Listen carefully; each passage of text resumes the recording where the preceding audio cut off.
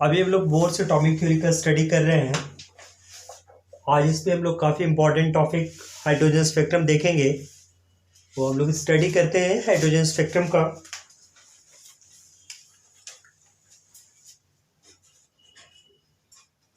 Hydrogen spectrum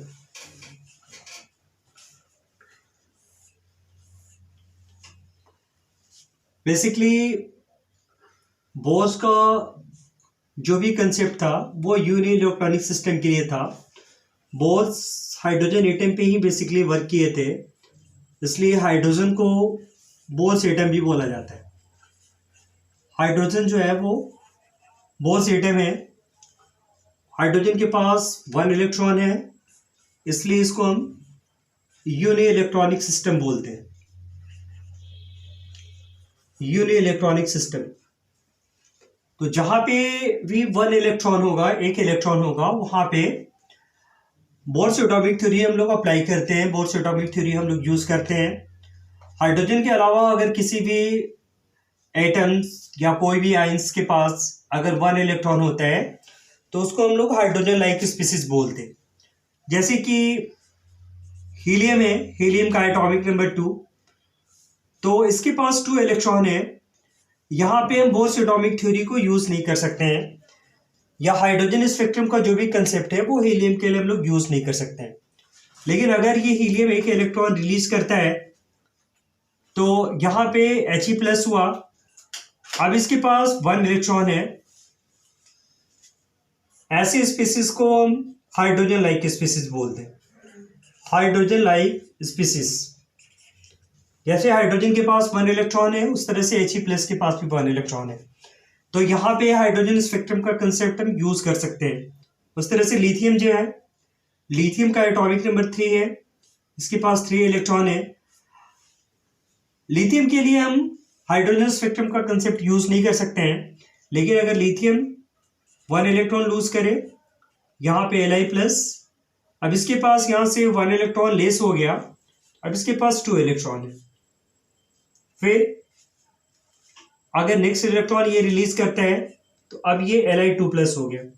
Li2+ के पास 1 electron है, तो Li2+ को हम लोग हाइड्रोजन लाइक स्पीसीज बोलेंगे, और यहाँ पे भी हाइड्रोजन स्पेक्ट्रम का कंसेप्ट यूज किया जा सकता है। तो हाइड्रोजन स्पेक्ट्रम का जो भी कंसेप्ट है बोर्स एटॉमिक थ्योरी के अकॉर्डिंगली, वो यूनि इलेक्ट्रॉनिक सिस्टम में काम करता है, जहाँ पे 1 इलेक्ट्रॉन होगा। अगर एक से ज्यादा इलेक्ट्रॉन हो जाए, जैसे कि हीलियम के पास, Li+ के पास, लिथियम के पास, ये सब के पास मोर देन 1 इलेक्ट्रॉन है, तो यहाँ पे इस कंसेप्ट को हम यूज नहीं कर सकते। इसलिए बोर्स एटॉमिक थ्योरी या हाइड्रोजन स्पेक्ट्रम केवल और केवल यूनि इलेक्ट्रॉनिक सिस्टम के लिए एप्लीकेबल है।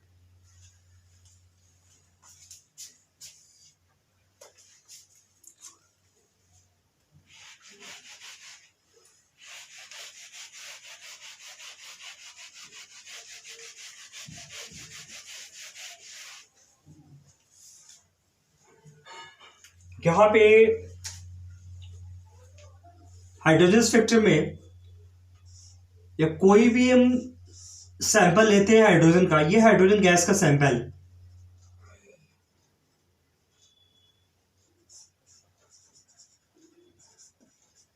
Sample of hydrogen gas.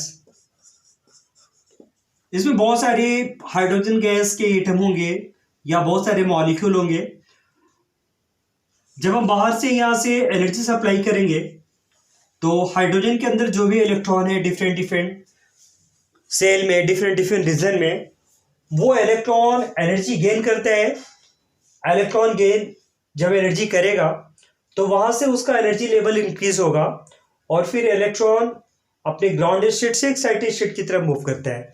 जैसे कोई भी इलेक्ट्रॉन अगर फर्स्ट सेल में है तो फर्स्ट सेल में वो इलेक्ट्रॉन एनर्जी गेन करने के बाद वो फिर ऊपर की तरफ सेकेंड, थर्ड, फोर्थ सेल में मूव करेगा। डिपेंड करता है कि उसको कितना एनर्जी मिला है, वो कितना एनर्जी गेन किया। अगर कोई इलेक्ट्रॉन सेकेंड एनर्जी सेल में है तो वो सेकेंड एनर्जी सेल में इलेक्ट्रॉन एनर्जी गेन करने के बाद वो फिर ऊपर की तरफ मूव करेगा। तो इलेक्ट्रॉन या इस हाइड्रोजन सैंपल को अगर हम बाहर से एनर्जी प्रोवाइड करते हैं तो यहाँ पे जितने भी इलेक्ट्रॉन हैं डिफरेंट डिफरेंट सेल में, डिफरेंट डिफरेंट रीजन में, उनका एनर्जी लेवल इंक्रीज करते हैं और इलेक्ट्रॉन अपने ग्राउंड स्टेट से एक्साइटेड स्टेट की तरफ मूव करता है। कुछ समय के बाद फिर इलेक्ट्रॉन एक्साइटेड स्टेट से ग्राउंड स्टेट की तरफ आता है, तो वहां पे हमको डिफरेंट डिफरेंट सेल्स में, डिफरेंट डिफरेंट रीजन में हमको डिफरेंट डिफरेंट स्पेक्ट्रम, मतलब डिफरेंट डिफरेंट लाइंस मिलता है। इसलिए हाइड्रोजन स्पेक्ट्रम को हम लाइन स्पेक्ट्रम भी बोलते हैं। हाइड्रोजन एक तरह का एटम है, तो इसको हम एटॉमिक स्पेक्ट्रम भी बोलते हैं। तो एक ही चीज को अलग अलग तरह से बोला जाता है। अब हम हाइड्रोजन स्पेक्ट्रम का स्टडी स्टार्ट करते हैं। सबसे पहले हाइड्रोजन स्पेक्ट्रम में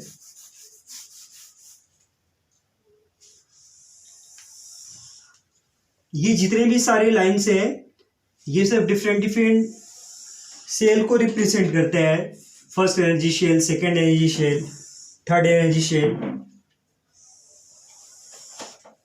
इलेक्ट्रॉन एनर्जी गेन करने के बाद डिफरेंट डिफरेंट रीजन में मूव करेगा।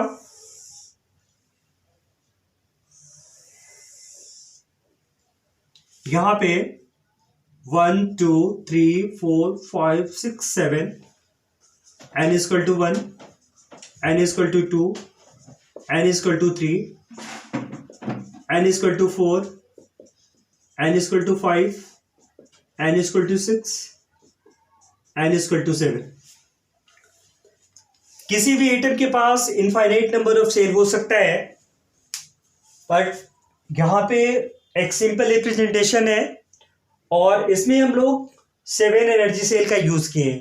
n इक्वल टू 1 का मतलब होता है पहला सेल, जिसको हम लोग k सेल बोलते हैं। n इक्वल टू 2 इसका मतलब दूसरा सेल है, इसको l सेल बोलते हैं। n इक्वल टू 3 ये तीसरा सेल है, इसको m सेल। इस तरह से k l m n o p q ये सब डिफरेंट डिफरेंट शेल है। किसी भी एटम में इलेक्ट्रॉन किसी भी सेल में एग्जिस्ट कर सकता है और वहां से जब वो एनर्जी गेन करेगा तो ऊपर की तरफ आएगा। अगर कोई इलेक्ट्रॉन पहले सेल में है तो एनर्जी गेन करने के बाद यहां से ये ऊपर की तरफ मूव करेगा। जहां पे इलेक्ट्रॉन रहता है उसको बोलते हैं लोअर एनर्जी शेल, या हम उसको ग्राउंड स्टेट बोलते हैं। और एनर्जी गेन करने के बाद अदर सेल में इलेक्ट्रॉन जब मूव करता है तो उसको एक्साइटेड स्टेट बोलते हैं या हायर एनर्जी सेल बोलते हैं। जैसे कि पहले सेल में कोई इलेक्ट्रॉन है, अगर उसको बाहर से एनर्जी दिया जाए तो उसका एनर्जी लेवल इंक्रीज करेगा और वो ऊपर की तरफ सेकेंड, थर्ड, फोर्थ, फिफ्थ ये सब डिफरेंट डिफरेंट शेल पे आ सकता है। फिर वहां से जब वो लौटेगा तो डिफरेंट डिफरेंट लाइन्स हमको प्रोवाइड करेगा, जिसका एक पार्टिकुलर वेवलेंथ होगा, एक पार्टिकुलर फ्रीक्वेंसी होगा। तो फर्स्ट सेल में जितने भी सारे लाइन्स मिलेंगे उसको हम लाइमन सीरीज बोलते हैं। उसी तरह से डिफरेंट डिफरेंट सेल में हमको डिफरेंट डिफरेंट लाइन स्पेक्ट्रम मिलेगा और उसको हम डिफरेंट डिफरेंट नाम से जानेंगे। तो अभी हम लोग इसको देखते हैं। पहले हम लोग फर्स्ट सेल की बात करते हैं। अगर फर्स्ट सेल का इलेक्ट्रॉन एक्साइटेड स्टेट में गया है तो वो डिफरेंट डिफरेंट रीजन से लौट के और वो फर्स्ट सेल में ही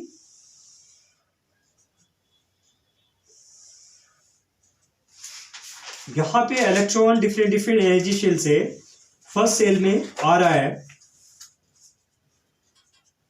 यहां पे जितने भी सारे लाइन बैंड मिले हमको, जितने भी सारे स्पेक्ट्रम मिले, जितना भी सारा लाइंस मिला, इसको हम लाइमन सीरीज बोलते हैं।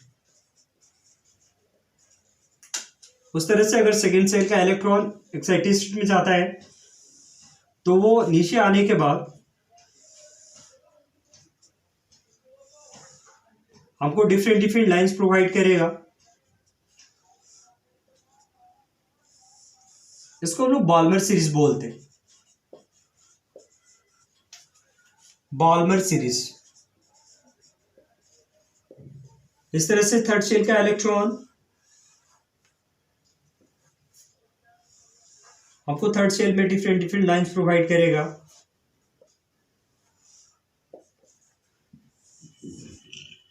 इसको पार्शियल सीरीज बोलते हैं।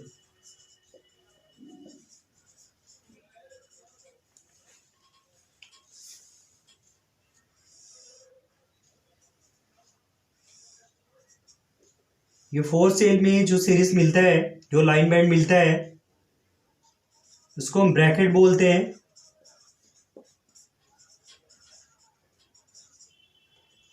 और लास्ट में फिफ्थ एनर्जी शेल में जो भी लाइंस हमको मिलता है इसको हम पीफोल्ड सीरीज बोलते हैं, फोल्ड सीरीज।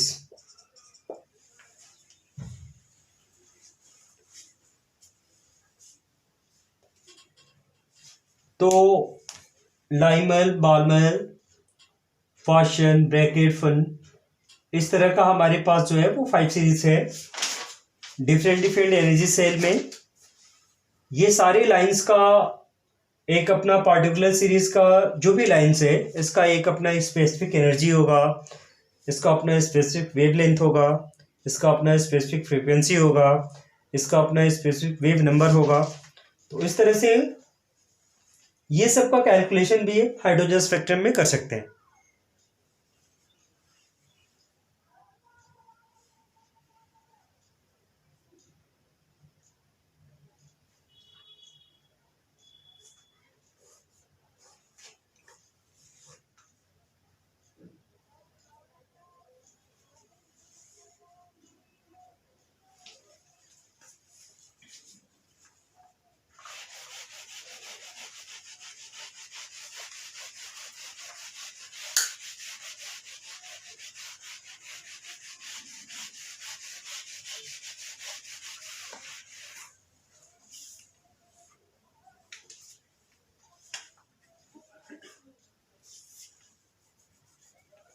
जब इलेक्ट्रॉन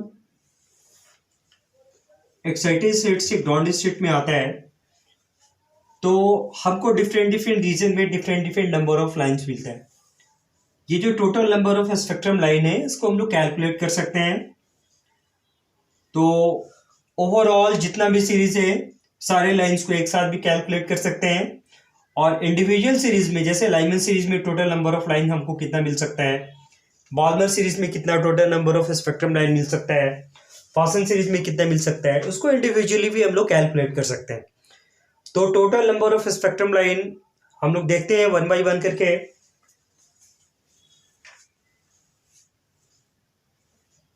सबसे पहले तो हाइड्रोजन स्पेक्ट्रम में कुछ हम लोग लिख लेते हैं।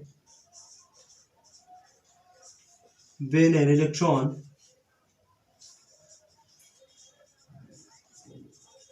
comes back from excited state to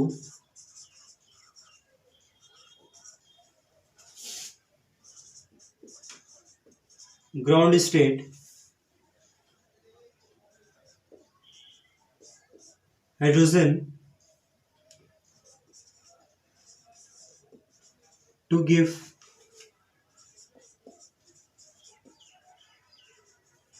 the spectrum line in different energy shell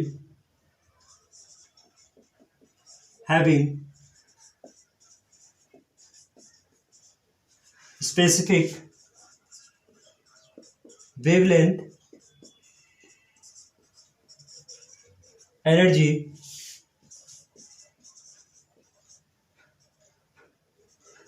frequency, etc.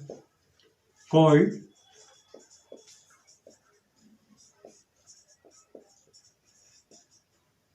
Hydrogen spectrum. इसको हम हाइड्रोजन स्पेक्ट्रम बोलते हैं। टोटल नंबर ऑफ लाइन, अगर कोई भी इलेक्ट्रॉन nth एनर्जी शेल से ग्राउंड स्टेट में आ रहा है तो वहां पे हम डिफरेंट डिफरेंट रीजन में जो टोटल नंबर ऑफ लाइंस हमको मिलता है उसको हम लोग कैलकुलेट कर सकते हैं। When an electron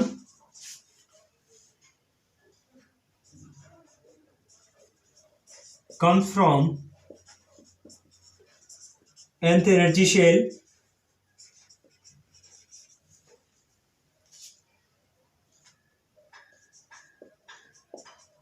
in hydrogen spectrum, then the total number of spectrum line is equal to n into n-1/2।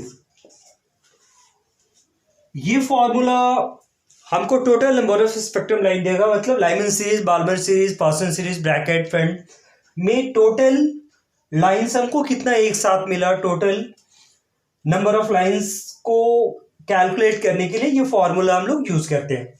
जैसे एक छोटा सा क्वेश्चन देखते हैं हम लोग इस पे।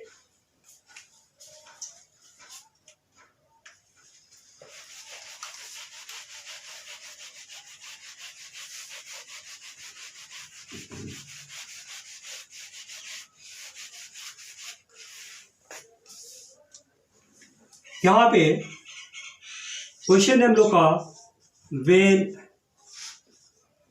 An electron comes from 6 energy shell in hydrogen spectrum, calculate the total number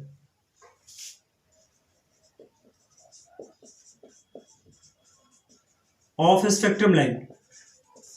total number of spectrum line जो है यहाँ पे हम लोग को कैलकुलेट करना है। तो यहाँ पे हम लोग से ये पूछ रहा है इस क्वेश्चन में कि कोई भी इलेक्ट्रॉन छठे सेल का मतलब हुआ एक्साइटेड स्टेट, वहां से नीचे की तरफ आ रहा है हाइड्रोजन स्पेक्ट्रम में, मतलब डाउन स्टेट की तरफ आ रहा है। तो हमको टोटल नंबर ऑफ लाइंस कितना मिलेगा, इसका मतलब है कि लाइमन सीरीज में वो इलेक्ट्रॉन छठे सेल से कहीं भी आ सकता है, पहले में आ सकता है, दूसरे में आ सकता है, तीसरे में आ सकता है, चौथे में आ सकता है। तो डिफरेंट प्रोबेबिलिटी है, इसलिए टोटल नंबर ऑफ लाइंस पूछने का ये मतलब हुआ कि Lyman, Balmer, Paschen, Brackett Pfund ये सबका एक साथ मिक्स करके और इसमें हमको टोटल नंबर ऑफ लाइंस कितना मिलेगा। तो यहाँ पे n का वैल्यू 6 है। अभी जो हम लोग फॉर्मूला यहाँ पे यूज किए थे, अभी लिखे थे, वो फॉर्मूला यूज हम लोग करेंगे। यहाँ पे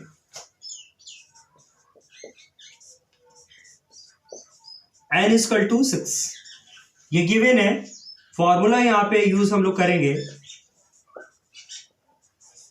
total number of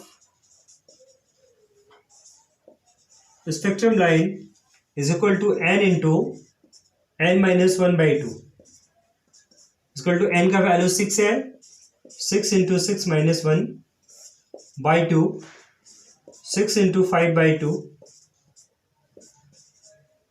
equal to 15। तो यहां पे हमको total Lyman, Balmer, Paschen, Brackett Pfund ये सबको मिक्स करने के बाद हमको टोटल नंबर ऑफ, ठीक है, इतना लाइंस मिलेगा। इस तरह से हम लोग कैलकुलेट कर सकते हैं। अगर हाइड्रोजन स्पेक्ट्रम में हम लोग चाहें तो इंडिविजुअल लाइन को भी कैलकुलेट कर सकते हैं, जैसे कि केवल लाइमन सीरीज में बताइए, केवल बाल्मर में, केवल पाश्चन में, किसी एक इंडिविजुअल सीरीज में हमको कितना टोटल नंबर ऑफ लाइंस मिल रहा है उसको भी हम लोग कैलकुलेट कर सकते हैं। तो हम लोग यहाँ पे देखते हैं।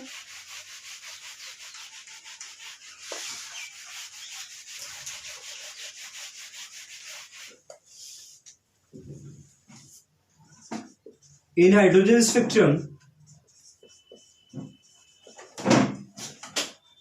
द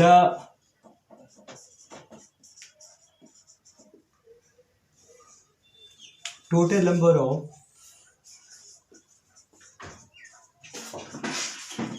spectrum line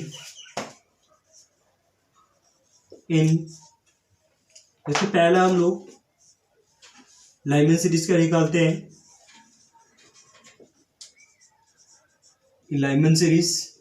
तो यहाँ पे total number of spectrum line निकालने का फॉर्मूला होता है n इक्वल टू 1, n-1। दूसरा जो है in Balmer series n-2।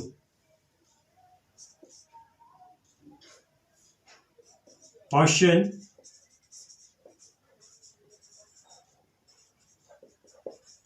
n-3।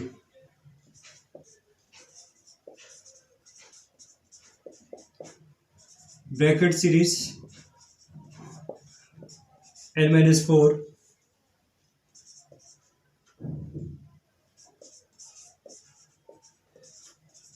Font series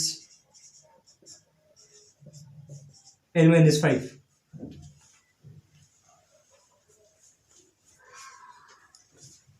इस तरह से अगर कोई भी इलेक्ट्रॉन nth एनर्जी शेल से आ रहा है तो यहाँ पे लाइमन सीरीज में total number of lines, Balmer series में, किसी भी सीरीज में इंडिविजुअली हम कैलकुलेट कर सकते हैं। जैसे यहाँ पे अगर हमको कोई क्वेश्चन सॉल्व करना हो कि इलेक्ट्रॉन सिक्स एनर्जी शेल से आ रहा है फर्स्ट एनर्जी शेल में, तो हमको total number of spectrum line कितना मिलेगा इन लाइमन सीरीज। तो n का वैल्यू यहाँ पे 6 रखेंगे, 6 माइनस 1 इक्वल टू 5। अगर 6 एनर्जी शेल से कोई इलेक्ट्रॉन आ रहा है तो बॉल्मर सीरीज में टोटल नंबर ऑफ लाइन कितना मिलेगा, तो यहाँ पे 6 माइनस 2 इक्वल टू 4। उस तरह से अगर 6 एनर्जी शेल से कोई इलेक्ट्रॉन फासन सीरीज में आ रहा है तो यहाँ पे total number of spectrum line कितना मिलेगा, तो यहाँ पे हम लोग 6 माइनस 3 कर देंगे, तो फिर 3 लाइन्स इस तरह से 6 माइनस 4 2 6 माइनस 5 1। तो इस तरह से हर एक इंडिविजुअल सीरीज में जो total number of lines hydrogen spectrum का हमको मिलता है उसको हम लोग इस फॉर्मूला से कैलकुलेट कर सकते हैं।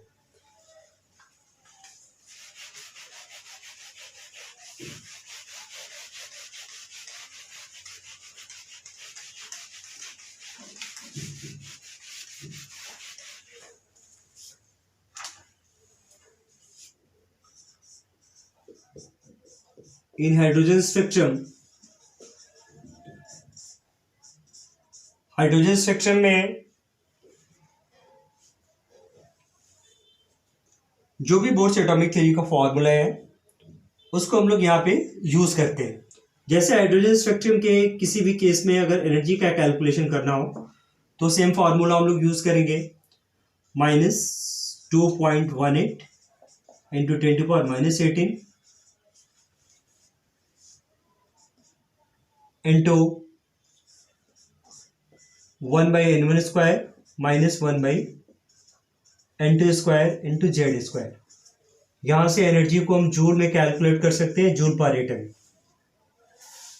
Next, energy is equal to -2.18 into 10⁻11 into 1/n1 square minus 1/n2 square into Z square. ये अर्ग में अर्ग पर एटम। इस तरह से हम लोग यहाँ पे energy -13.6 into 1/n1 square minus 1/n2 square into Z square electron volt पर एटम। ये सारे फॉर्मूला जो है इसके हेल्प से हम लोग एनर्जी कैलकुलेट कर सकते हैं।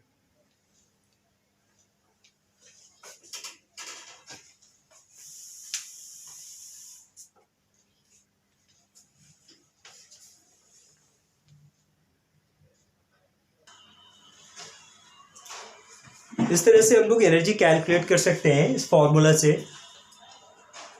और ये फॉर्मूला हम लोग देखेंगे हाइड्रोजन स्पेक्ट्रम में।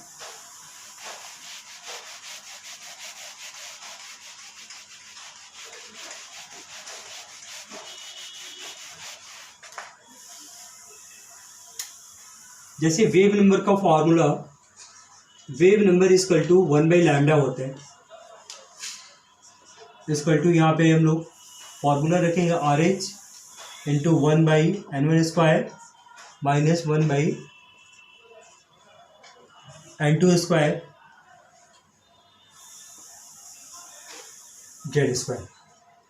यहाँ पे RH जो है इसको हम लोग बोलते हैं Rydberg constant. Rydberg constant RH equal to 1.1 into 10⁻7। ये इसका वैल्यू है। इस वैल्यू को हम लोग यहाँ पे रख के और अपना कैलकुलेशन कर सकते हैं। तो वेव नंबर, वेवलेंथ यहाँ से कैलकुलेट किया जा सकता है। अब हम लोग इसके बेसिस पे कुछ क्वेश्चन सॉल्व करेंगे हाइड्रोजन स्पेक्ट्रम का।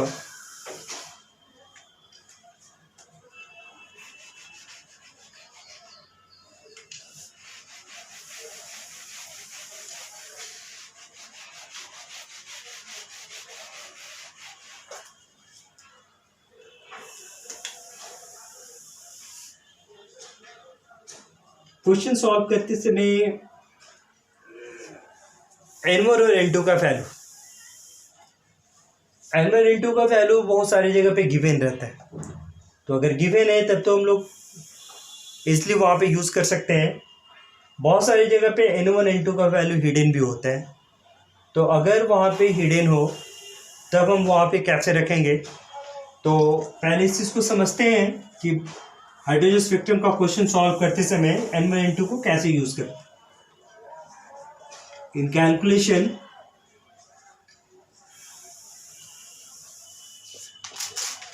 जो कैलकुलेशन होता है तो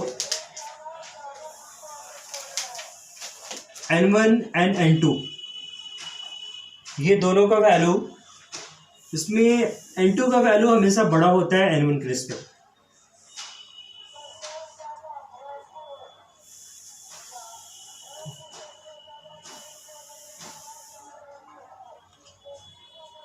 तो यहाँ पे N2 का वैल्यू बड़ा होता है N1 के रिस्पेक्ट में। दूसरा ये कि क्वेश्चन सॉल्व करते समय कुछ कुछ टेक्निकल टर्म जैसे लिखेगा इन बॉल्मर सीरीज। तो बॉल्मर सीरीज अगर लिखते हैं तो बॉल्मर सीरीज कहाँ पे रहता है, सेकेंड शेल में रहता है। तो यहाँ पे N1 का वैल्यू तो हम 2 यूज़ कर ही देंगे। अब इसके बाद कुछ कुछ टेक्निकल वर्ड यहाँ पे यूज़ करते हैं। जैसे बॉल्मर सीरीज का कोई क्वेश्चन है और वहाँ पे लिखता है लॉन्गेस्ट वेवलेंथ,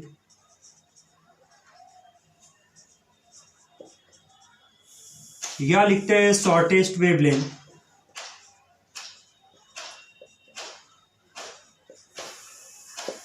तो हम यहाँ पे N2 का वैल्यू कहाँ से लाएंगे।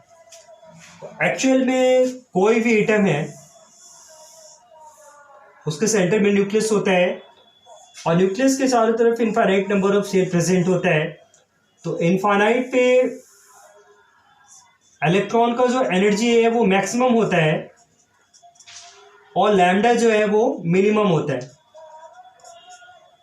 तो इसलिए अगर शॉर्टेस्ट वेवलेंथ की बात करें, दैट मीन्स मिनिमम वेवलेंथ की बात करें, मिनिमम वेवलेंथ की बात करें तो यहाँ पे N2 का वैल्यू हम लोग इनफाइनाइट यूज करेंगे। और अगर लॉन्गेस्ट वेवलेंथ की बात करें तो जहाँ पे वो सीरीज रहते हैं, जैसे बॉल्मर सीरीज सेकेंड सेल में रहता है n=2, यहाँ पे बॉल्मर सीरीज एग्जिस्ट करता है। इसके ठीक ऊपर वाले सेल में उस इलेक्ट्रॉन का जो वेवलेंथ है वो लॉन्गेस्ट होगा या वो सिमिशन का वेवलेंथ लॉन्गेस्ट होगा। तो यहाँ पे जस्ट ऊपर मतलब N2, ये अगर N1=2 है तो 2 + 1 = 3 हो गया। तो लॉन्गेस्ट वेवलेंथ जहाँ पे लिखा रहेगा वहाँ पे N2 का वैल्यू हम लोग कैसे लिखेंगे, N1 + 1 कर देंगे। जैसे बॉल्मर सीरीज के लिए फॉर बॉल्मर सीरीज के लिए N2 = हम लोग यहाँ पे लिखेंगे, बॉल्मर सीरीज सेकेंड शेल में रहते हैं तो 2 + 1 = 3। ये लॉन्गेस्ट वेवलेंथ लिखा रहेगा। उस केस में हम लोग इस तरह से डाटा यूज़ करेंगे।